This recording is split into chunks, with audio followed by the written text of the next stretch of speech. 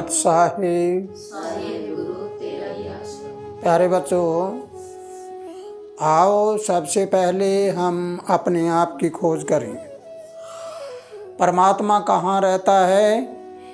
ना मंदिर में, ना मस्जिद में, ना गुरुद्वारे में, ना चर्च में, ना कहीं नदी नाले में, ना पहाड़ों में। है तो सभी जगह पर है। और सभी जगह परमात्मा का पता तब लगेगा जब हम अपने आप को समझ लेंगे। जब मैंने अपने घट को खोज लिया तो मंदिर, मस्जिद, गुरुद्वारे, नदी नाले, खाल खलियान, पेड़ पौधे और पहाड़ सब में परमात्मा है। फिर तो कण कण में परमात्मा है। तो बच्चों, इस कण कण के परमात्मा को जानने के लिए अभी आप लगातार पीछे से सुनते आ रहे हो। मूलाधार से लेकर आज्ञा चक्र तक हमने सारी बातों को देखा। कुल मिलाकर यहाँ पर आने के बाद इंसान में भय पैदा हो गया। और भय पैदा किस लिए हो गया? ये संसार की बातें बड़ी मीठी है, बड़ी अच्छी लगती है, स्वादिष्ट लगती है हमें। ये स्वादिष्ट चीज़ें हैं, इन्होंने हमारे मन को लुभा लिया। लुभा कैसे लिया? कौन से मन को? पिंडी मन को। तब कहा कि मन लोभी मन लालची, मन चंचल मन चोर, और मन के कहे मत चालना, ये पल पल में है और। कौन सा? ये वाला, नीचे वाला, जो आपको अभी तक आज्ञा चक्र तक बताया है, ये मन। अब हम इससे ऊपर चलें, ऊपर वाले में चलें, तो मन चोर नहीं, मन तो ईमानदार है। और मन कोई चंचल नहीं, मन तो स्थिर है। चंचल का मतलब होता है चलेवान, चलते रहना।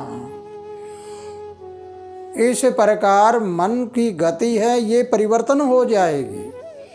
यानी मन कहते हैं 5 तथा 25 प्रकृतियाँ और 10 इंद्रियाँ, यानी 40 चीज़ों के समूह को। ये 40 चीज़ें जब सूक्ष्म में आ जाती है तो हमारी आँखें ऊपर जाकर ऐसे और सूरत लग जाती है। यानी ये तो नूरत थी बाहर वाली, वो सूरत लगकर ऊपर देखने लग जाएंगे। जब हमने ऊपर देखा तो हमारा भ्रमंडी मन आकाश में भ्रमण कर रहा है, घूम रहा है। जैसे पिंड बने हुए आकाश में ग्रहों के, वो ग्रह जब घूमते हैं तो वो अपना भ्रमण करते हैं। इस प्रकार हमारे अंदर भी ये ग्रह भ्रमण करते हैं।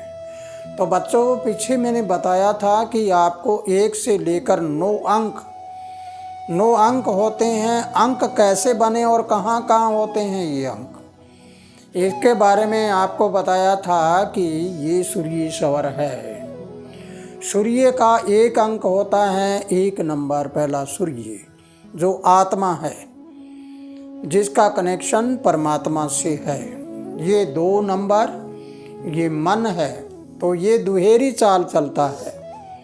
मन 2 होते हैं, एक पिंडी और एक भ्रमंडी, ये 2 नंबर है। जब इन दोनों स्वरों को इकट्ठे चलाते हैं, ऐसे करते हैं, हम ध्यान लगाते हैं, तो जब हमारा सुखमना बन जाती है तो सुखमना बनने के बाद यहाँ टकराती है। तो 1 और 2 3 हो गए। ये 3 नंबर यानी 3 का अंक हमारे यहाँ तालु में होता है, जो गुरु से संबंधित होता है, यानी सतगुरु का 3 नंबर है। अब हम देखें कि सतगुरु का एक परारूप होता है, जिसको हम आकाश में राहु का नाम देते हैं। राहु का 4 नंबर होता है, वो यहाँ सतगुरु की ताकत पर जाकर नीचे उतर आता है, तो यहाँ आकर 4 नंबर हो जाता है वो। और अब 4 नंबर से आगे चलते हैं तो 4 नंबर अगर इंसान की अवस्था का लेते हैं तो बचपन, जवानी, बुढ़ापा और देह का मरण। देह के मरण के बाद 5वां नंबर प्रेत आत्मा का होता है। जब ये राहु से हम नीचे उतर के आते हैं तो ये हमारी बुद्धि है। बुद्धि हमारा विनाश भी करती है और विकास भी करती है। तो 5 नंबर होता है वो हमारी बुद्धि का होता है। और बुद्धि के बाद 6 नंबर होता है शुक्र, यानी हमारे अंदर की शुक्र ताकत। आकाश में शुक्र ग्रह मानते हैं जिनको, वो शुक्र की ताकत होती है। आँखों में जो जलीय ताकत है। फिर आगे 7वां नंबर पर आत्मा का यानी सूर्य का एक प्रारूप, जैसे सूर्य के ऊपर ग्रहण लग जाए इस प्रकार एक प्रारूप है, उसको कहते हैं केतु। केतु जब होता है तो आत्मा को इंसान भूल जाता है और वो कोतक कराता है, झगड़ा कराता है। और ये चलता है इस राहु के इशारे पर, यानी जब सतगुरु की ताकत क्षीण हो जाती है, ताकत कमज़ोर हो जाती है, यानी इंसान मानता नहीं उसको, तब यहाँ पर राहु हो जाता है। इसका काम होता है नशा विषय करना, गलत बोलना, गलत चलना, अपमानित बातें करना, अपने आप की इज्जत खराब कर देना, ऐसा। तो जब ये इज्जत खराब कर देता है तो यहाँ वाली आत्मा है, आत्मा का प्रारूप किसके साथ चलेगा? वो तो उसके इशारे पे चलेगा, वो कंट्रोल तो उसके हाथ में है, चाबी तो उसके हाथ में आ जाती है। ये था 7 नंबर केतु का। अब 8 नंबर हमारे शरीर में होता है शनि का। शनि हमारे शरीर में आलस होता है। आलस्य जब इंसान में बढ़ जाता है तो आलस्य बढ़ने के बाद सभी सारे सौदे अलग थलग पड़ जाते हैं। अगर शनि मजबूत हो जाए तो फिर चुस्ती आ जाती है। चुस्ती होने के बाद सारा शरीर एकदम से मजबूत हो जाता है। यानी मैं उस शनि की जिक्र नहीं करता जो पश्चिम दिशा में आकाश में शनि तारा है, वो नहीं। शनि हमारे शरीर वाला। हम अपने शरीर वाले शनि को सुधार लें, ऊपर वाले की दृष्टि अपने आप सही हो जाएगी। इस प्रकार अगर हम पूर्ण रूप से ये देखते हैं, आगे चल के देखते हैं, तो 9वां नंबर होता है मंगल का। मंगल यहाँ होता है। मंगल शरीर में खून होता है। जब इंसान का रक्तचाप बढ़ जाता है, घट जाता है, या खून में किसी प्रकार की खराबी आ जाती है तो क्या होता है? अमंगल हो जाता है। इस प्रकार हमें इन बातों का पूरा ध्यान रखना होगा कि ये 9 नंबर हैं। इन नंबरों को याद रख के अब 10वां क्या होता है? 10 कैसे बना? 10 1 के ऊपर 0 लगने से बना। तो 0 कहाँ हो जाता है इंसान? जब यहाँ सहस्त्राल में चला जाता है। ये सहस्त्राल की 0 अगर इस 1 के साथ लग जाती है तो 10वां द्वार खुल जाता है, अर्थात 10 नंबर बन जाता है। 10 नंबर की गिनती 1 नंबर से होती है। 19 नंबर की गिनती 19 में 1 और 9 होता है तो उसको भी 1 ही गिना जाता है।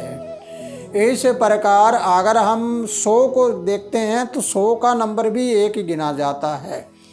इसका मतलब हुआ कि ये आत्मा का 1 नंबर है। इस 1 नंबर पर अगर सहस्त्राल जुड़ जाता है, यानी आत्मा के साथ सतगुरु जुड़ जाता है, तो किससे मिलाएगा? परमात्मा से। ये आत्मा ही परम आत्मा बन जाती है। जब ये सतगुरु की ताकत के साथ जुड़ जाती है तो उसके बाद गिनती शुरू हो जाएगी। अगर आप 9 तक के अंक लिए बैठे रहो यहाँ तक और उसके ऊपर 0 नहीं लगे तो आपका कोई गिनती चलेगी नहीं, गिनती सारी बंद हो जाएगी। इस प्रकार प्यारे बच्चों, अगर आपने सहस्त्राल को समझ लिया है तो ये सहस्त्राल हमारा ऐसे घूमता है जैसे धरती सूर्य के चारों तरफ घूमती है। इस प्रकार ये सहस्त्राल भी घूमता है।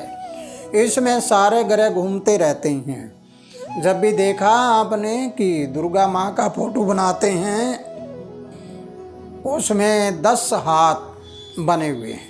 वो 10 हाथ किस चीज़ के हैं? 10 जीरो तो ये है और 9 ये हैं जो घूमती है। 9 ग्रह हैं। इस 9 ग्रह में तुम कौन से में अपनाते हो, तुम कौन से में रहते हो।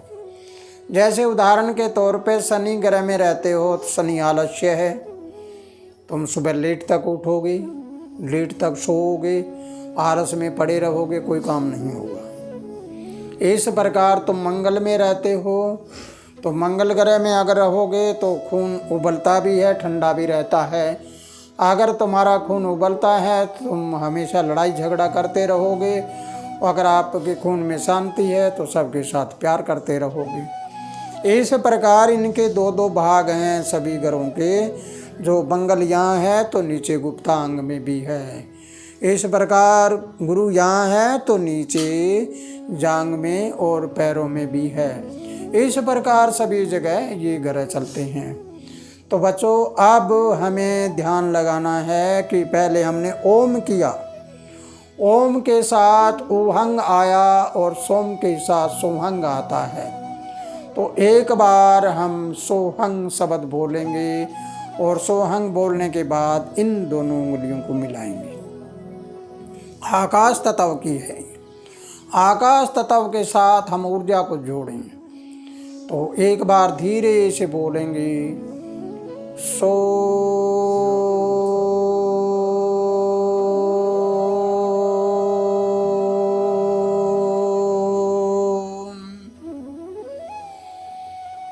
थोड़ा ऊपर बोलेंगे सो,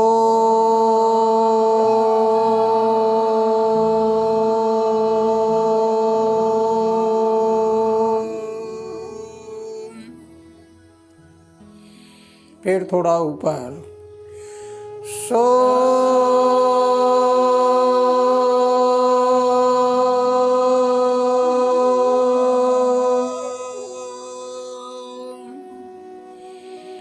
उन्होंने कहा सो है वो भी हम और ओ है वो भी हम। ओम सोम अर्थात उहंग सोहंग दोनों अंग के साथ है।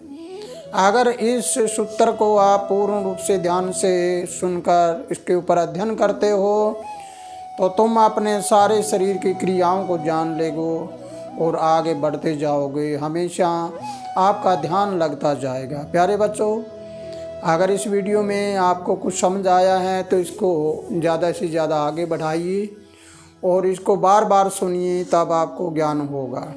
इंसान का सबसे बड़ा धन ज्ञान ही होता है। ज्ञान के कारण शरीर ठीक रहता है और मन भी ठीक रहता है, धन भी ठीक रहता है और सारा जीवन भी अच्छा रहता है। तो प्यारे बच्चों, इसी के साथ खुशहाल रहो, आनंद करते रहो। सत्सा है।